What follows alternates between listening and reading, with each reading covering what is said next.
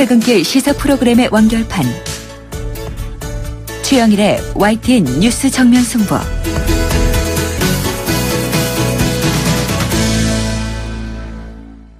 YTN 뉴스 FM 뉴스 정면 승부 2부 시작합니다. 나라 밖 소식부터 알아봅니다. YTN 국제부를 연결하겠습니다. 서봉국 기자. 네, 국제부입니다. 네, 민주당 힐러리 클린턴과 공화당의 도널드 트럼프 두 후보가 맞붙는 제45대 미국 대통령 선거 막이 올랐죠?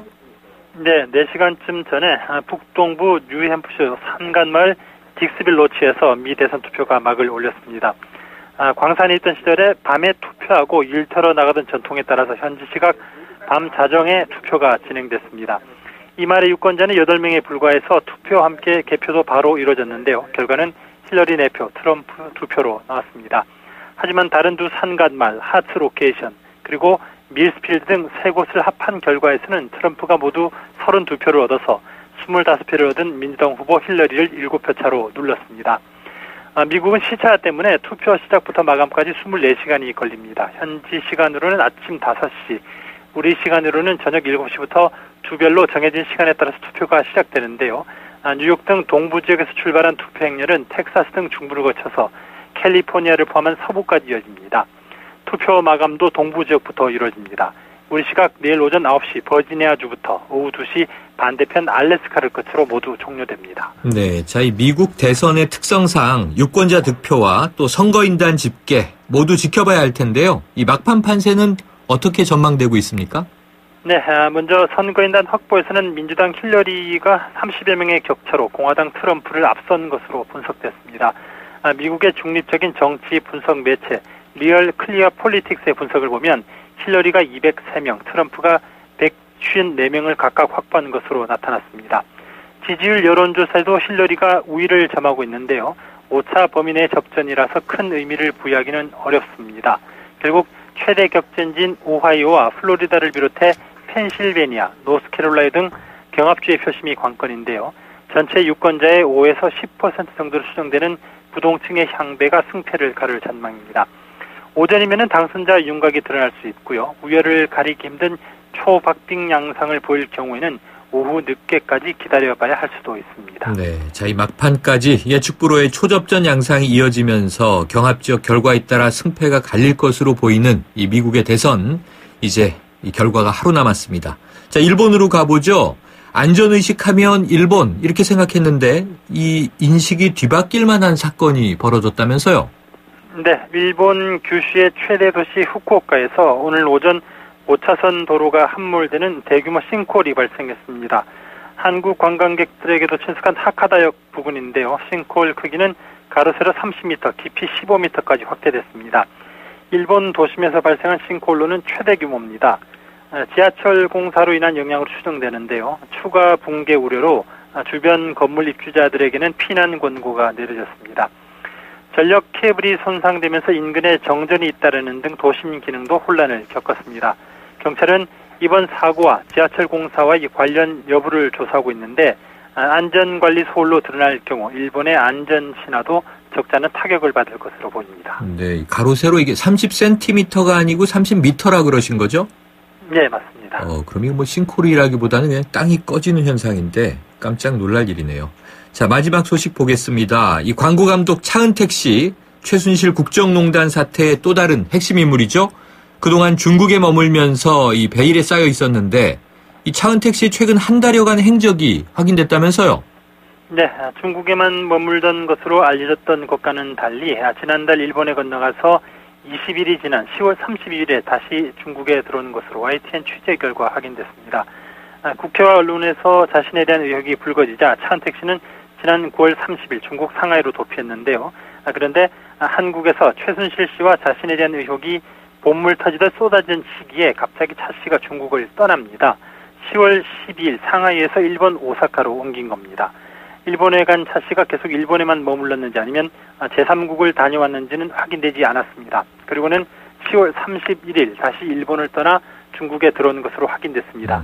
이후는 아직까지 행방이 묘연한 상태인데요. 급박한 시기에 차은택 씨가 왜 일본을 가야 했는지 또 일본을 간 뒤에 무엇을 했는지는 의문이 커지고 있습니다. 네, 내일을 지켜보죠. 오늘 소식 고맙습니다. 감사합니다. 지금까지 YTN 국제부의 서봉국 기자였습니다.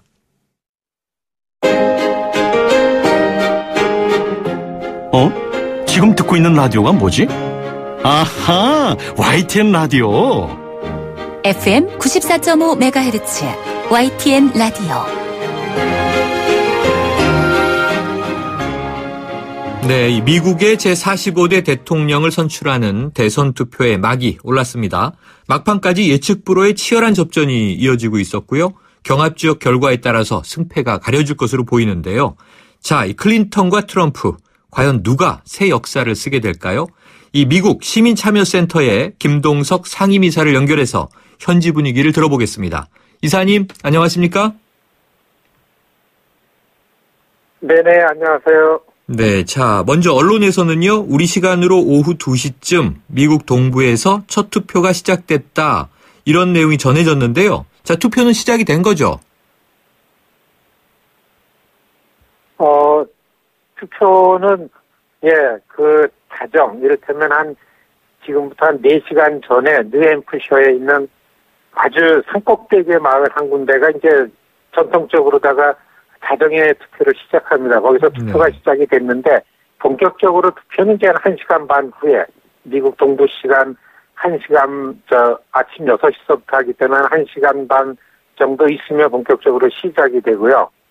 저도, 이제 한 1시간 반 있으면은, 투표소에 가서 먼저 투표를 좀 할까, 그러고 이제 기다리고 있습니다. 네. 그러니까 이제 시작은 됐지만, 본격적으로는 이제 잠시 후에 시작이 되겠군요. 자, 이게 미국이 워낙 땅이 넓고 크니까 그렇습니다. 투표에 시차가 있는 거죠? 그렇습니다.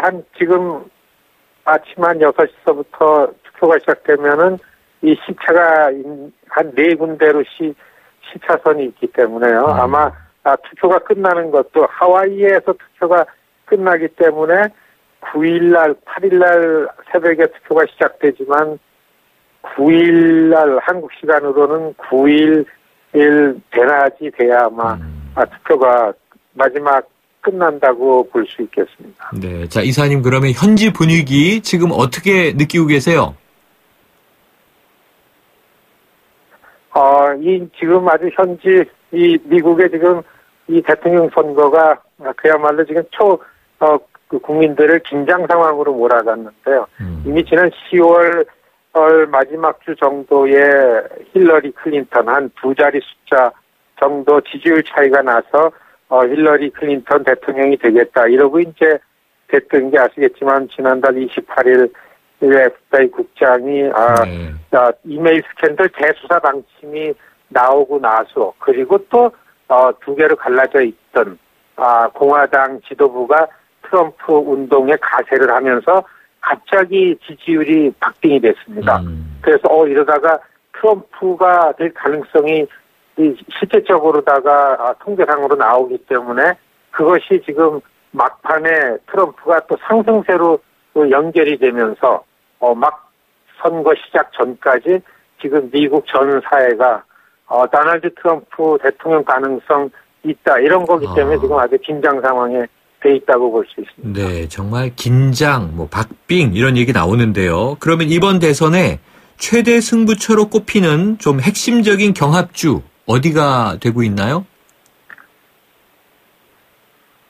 사실 이 경합주로 인해서 이제 승부가 결정이 되는데요. 네. 이제 이 경합주 자체도 힐러리 클린턴이 이미 확보했고 또 몇 개는 도널드 트럼프 주다해가 나눠져가지고 획득하는 대의원 수, 선거인단 수도 정해졌는데 이것이 이제 막판에 힐러리를 결정됐던 게 흔들리고 있는 게 아시겠지만은 플로리다, 펜실베니아 이건 선거인단이 엄청 많은 주입니다. 플로리다, 펜실베니아, 노스캐롤라이나, 네바다, 뉴멕시코, 위스콘신 이런 데까지 지금 초박빙으로 흔들리고 있기 때문에요.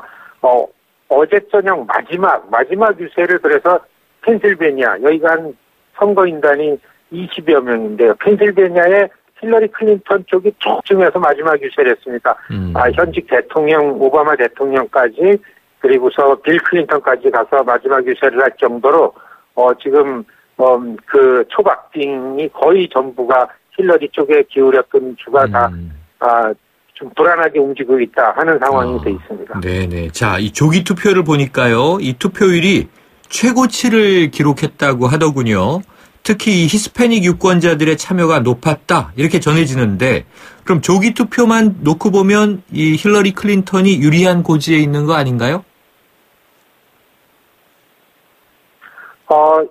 조기 투표, 사전 투표라고 해서 미리 투표를 하는 건데, 우편 투표라든지 부재자 투표, 그리고 네. 미리 신고하고 가서 하는 투표가 역사상으로 제일 투표율이 높은데, 지금 아시겠지만 히스패닉이 부동층으로 표심을 잘 알 수 없는데, 이번에 트럼프의 이민 정책으로 인해서 힐러리 쪽으로 기울였다 해서 히스패닉들이 투표장이 얼마나 많이 나오는가가 이제 관건이다라고 이렇게 예측이 돼 있어 왔는데요.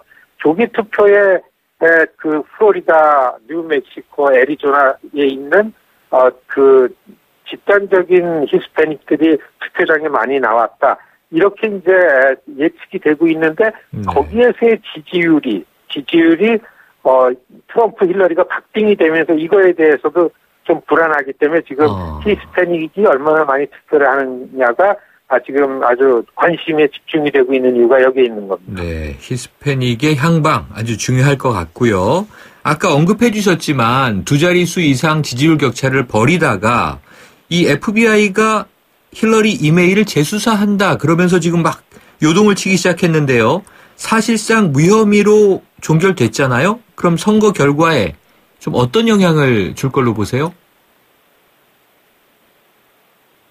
사실 28일 재수사 방침이 결정되었을 때에 이 정도 이슈 가지고 그 지지율이 급락이 하는 예가 없었는데 그 힐러리 클린턴의 지지세가 얼마나 허약하냐 이렇게 보면은 이를테면은 이 투표에 참가해서 힐러리를 찍을까 말까 생각을 하다가 힐러리 쪽으로 마음을 굳혔던 많은 표심들이 이것 때문에 많이 돌아섰는데 그런데 사실은 지금 힐러리 클린턴 쪽에서는 이메일 스캔들이니 FBI니 재수사니 이런 얘기만 나와도 힐러리의 가장 아킬레스건인 정직성에 대해서 이게 문제가 제기되는 거기 때문에 많은 전문가들이 마지막 하루 놔두고 혐의 없다라고 난 게 과연 힐러리 그 지지세를 회복하는 데에 얼마나 영향이 있을까라는 거는 이거는 지금 조사된 바가 없고서 별로 좀 회의적으로다가 많은 전문가들이 보고 있는 상황입니다. 네, 그렇군요. 나중에 뚜껑을 다 열어놓고 과연 이것이 얼만큼 영향을 주었는가 또 분석이 될 텐데요. 자, 지금 이사님, 미국 뉴욕 현지에 계시다 보니까 지금 이제 우리가 대화를 나누는데 시간 지연 차이도 좀 발생하고 있습니다. 이 중요한 게요, 우리 교민들이 이 미국 새 대통령의 적지 않은 영향을 받을 것으로 예측이 되는데, 그럼 우리 한인들의 표심은요, 어느 쪽에 좀 무게가 실려 있나요? 한인들 일반 미국 시민사회에 알려지는 미디어의 영향을 많이 받고서 선거를 보기 때문에 그리고 마이너리티 중에 하나다라는 입장을 갖고 있기 때문에 대개가 표심이 도널드 트럼프 같은 사람이 대통령이 되면 안 되겠다라는 생각이 일반적으로 많은 사람들의 의견이고 그렇게 생각을 하고 있습니다. 물론 힐러리 클린턴 쪽에 표심이 있다고 봐야 하겠는데 여기에서도 시간이 갈수록 이 일반 백인들의 표심의 변화에 좀 움직이는 모습이 보이고 있고요. 다만 분명한 거는 힐러리 트럼프의 차이가 트럼프가 갖고 있는 인종주의 같은 부분들이 많이 부각이 됐기 때문에 한인들의 표심은 일단 힐러리 클린턴 쪽에 있다고 보는 게 맞다고 봅니다. 네. 자, 두 사람 중에 한 사람이 이제 내일이면 대통령이 될 텐데요. 자, 이게 우리나라 입장에서는요, 이 둘 중에 누가 당선이 되더라도 한국과 미국 간의 마찰은 불가피하다, 이런 전망들이 나옵니다. 이사님 어떻게 보고 계세요? 그렇죠. 굉장히 중요한 부분이라고 보는데요. 아시겠지만 지난 한 1년여 동안 예비 경선을 지켜봐도 그렇고 지금 본선거전에서도 이번 선거에서 주목해야 될 것은 공화당의 도널드 트럼프의 현상이 뭔가라는 거 하고 힐러리 클린턴이 너무나 고생했던 민주당의 버니 샌더스의 열풍. 이거를 볼 때에는 힐러리 클린턴이 대통령이 된다 하더라도 이런 현상을 무시할 수 없습니다. 두 가지죠. 미국의 경제적 어려움이 이 무역 정책, 그다음에 외교 안보에 있어 대외 정책에 기인했다라는 결론이 거의 여론화되어 있습니다. 그렇기 때문에 미국이 동맹 국가들 간에 있어가지고 그동안 갖고 왔던 것들이 굉장히 큰 폭으로 무역 정책과 그리고서 미국의 대외 외교 안보 정책에 있어서 미국 우선주의, 미국 국익 우선하는 이를테면 고립주의라고 알려져 있는데요. 이런 쪽으로 많이 기울 거라라고 하는 게 전망이 되기 때문에 아마 한국 입장에서는 이 점을 잘 봐야 되는 가장 중요한 부분이 아닌가. 힐러리가 된다 해도 굉장히 큰 변화가 있을 거다라고 생각되는 게 이번 선거에 대한 전문가들 견해입니다. 네, 자, 중요한 점 짚어주셨는데요. 그러면 이제 내일 결과를 한번 지켜보기로 하죠. 이사님, 오늘 말씀 감사합니다.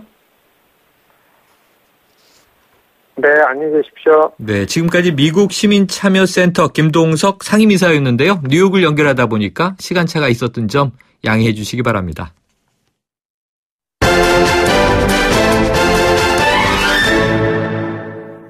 네, 스포츠 정면 승부 중앙일보 박린 기자와 함께합니다. 안녕하세요. 네, 안녕하세요. 네, 자, 오늘 국내 프로축구 시상식이 열렸는데요. 이 베테랑 공격수, 이 정조국 선수가 최우수 선수상을 받았군요.